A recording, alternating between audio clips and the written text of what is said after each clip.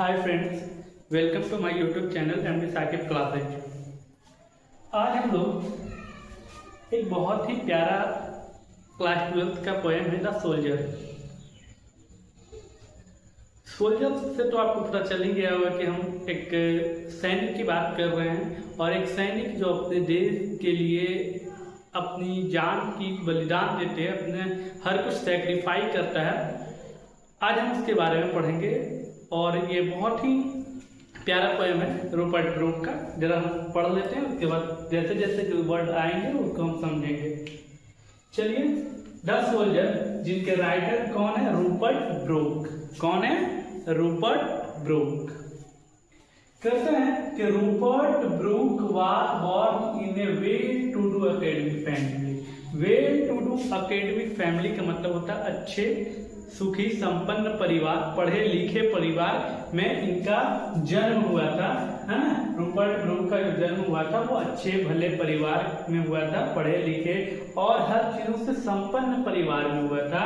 His father, उनके जो पिताजी थे, was a house master at Rugby school. Rugby school था, उस स्कूल के इनके पिताजी हाउस मास्टर थे, यानी गृह स्वामी थे, यानी कि वो जो स्कूल था वो उनके पापा जी के देख रेख में था। क्लियर?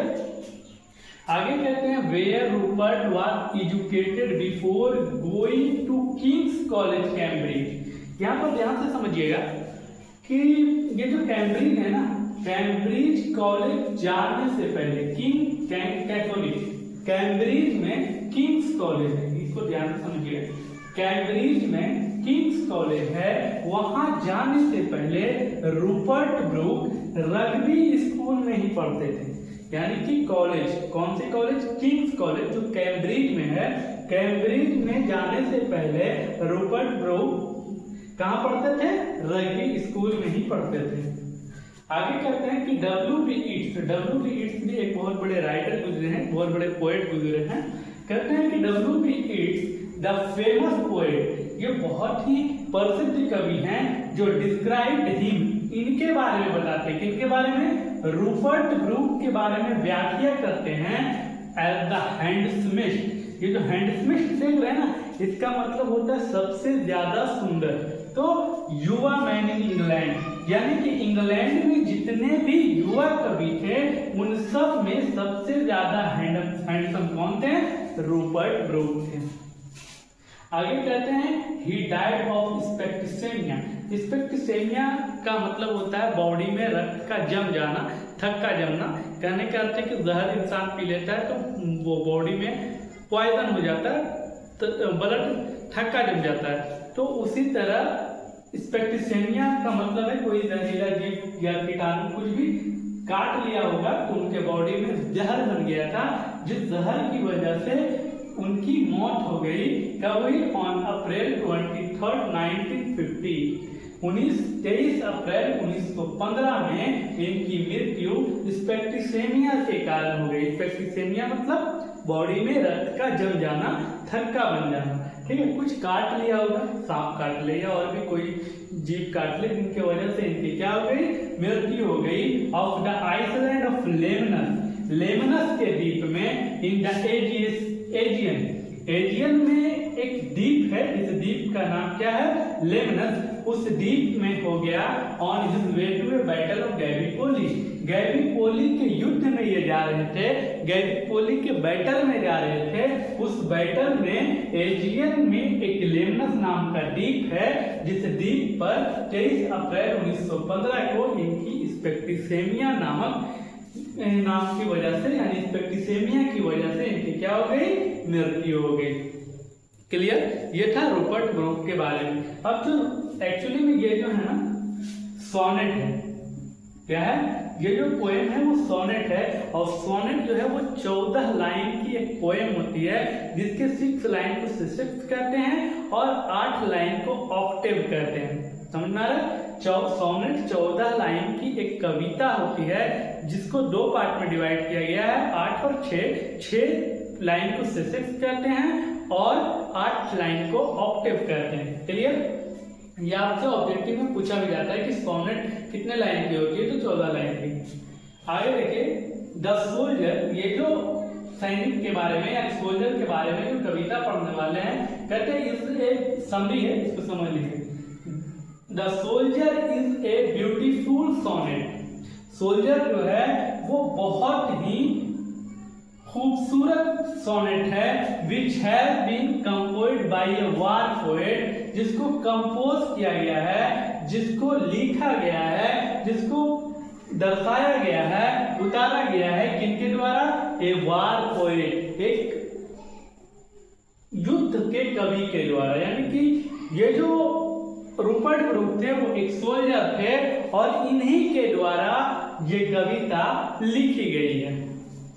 आगे कहते हैं he has been described by the famous poet W.B. Yeats। ऊपर हम पढ़ चुके हैं कि W.B. Yeats जो है वो इनको सबसे ज्यादा युवा वर्ग में सबसे खूबसूरत मैन की उपाधि दी है, यानी कि इनको सबसे युवा कवि के रूप में बतलाए हैं। कहते हैं the sonnet is full of patriotism, patriotism का मतलब होता है देशभक्ति। तो यह जो कविता है ना वह पूर्ण रूप से देशभक्ति पर आधारित है, पूरा देशभक्ति पर आधारित है। आगे देखिएगा, कह रहे हैं कि the hero of this poem, इस कविता के जो हीरो हैं इज ए सोल्जर, वो एक सैनिक है। ये जो पूरा कविता हम पढ़े, इस कविता के बारे में हम पहले से वीडियो अपलोड कर चुके हैं, आप मेरे चैनल पर जाकर वो वीडियो को देख सकते हैं। बस ये उसका छोटा सा समरी है जिसको हम डिटेल्स में समराइज कर रहे हैं। कह रहा है कि this poem is a soldier, इस कविता का जो हीरो है वो एक सोल्जर है, who is ready to sacrifice for his country, जो अपने देश के लिए हमेशा तैयार रहता है, हर कुछ सैक्रिफाइस करने के लिए, जान से, माल से, हर चीज से अपने देश के लिए जान देने को, बलिदान देने को तैयार रहता है। He says where your I die। चलिए अब रूपर्ट ब्रूक के बारे में जानते हैं कि रूपर्ट ब्रूक अपनी पोएम में क्या कहते हैं। कहते हैं कि वो कहते हैं कि मैं जहां कहीं भी मर जाऊं, कहीं पर भी मैं मर जाऊं, युद्ध करते हुए मैं जहां पे भी मर जाऊं, दैट लैंड, जिस जमीन पर मैं मरूंगा ना वो जमीन will forever belong to England, हमेशा के लिए इंग्लैंड की हो जाएगी। समझ में आ रहा है ना? रूपर्ट ब्रूक कहते हैं कि हम युद्ध करते हुए जहां भी मर जाएं हमको कोई अफसोस नहीं, हमें इस बात की खुशी होगी कि वो जो जमीन है, वो जो लैंड है, वो लैंड हमेशा के लिए किसकी हो जाएगी?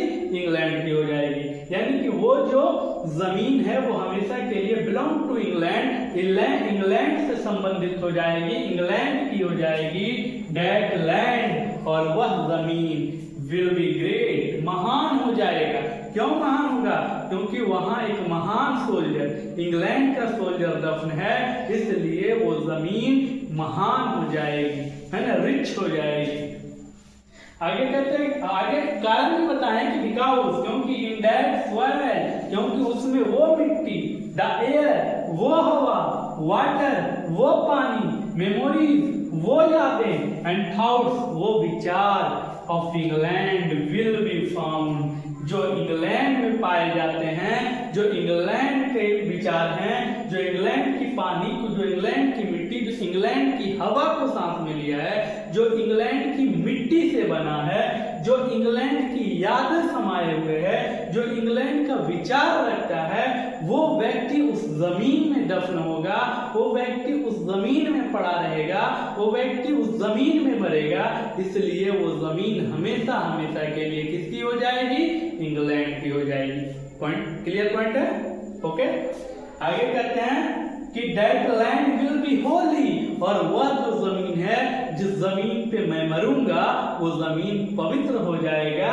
ऐसा रूपर्ट ब्रूक कहते हैं कि वह जमीन जिस पर रूपर्ट ब्रूक मरेंगे वो किसकी हो जाएगी? वो क्या हो जाएगी? पवित्र हो जाएगी।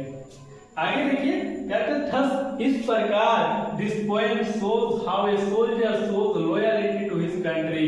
कहते हैं इस प्रकार यह कविता दिखाता है कि हाउ ए सोल्जर, कैसे एक सैनिक शोज दिखाता है लॉयल्टी टू हिज कंट्री, अपने देश के प्रति वफादारी को दिखाता है, अपने देश के लिए हमेशा सैक्रिफाइस करने को रेडी रहता है। यानी कि एक सोल्जर जो हमेशा हमेशा तैयार रहता है, कहीं भी कभी भी किसी भी जगह उसको जरूरत पड़े वो अपने देश के लिए जान देने के लिए तैयार रहता है। इसलिए हमें अपने सैनिकों का सम्मान करना चाहिए, हमें अपने सैनिकों की इज्जत करनी चाहिए। आप लोगों को ये पॉइंट कैसा लगा आप हमें जरूर कमेंट करके बताएं। Thank you.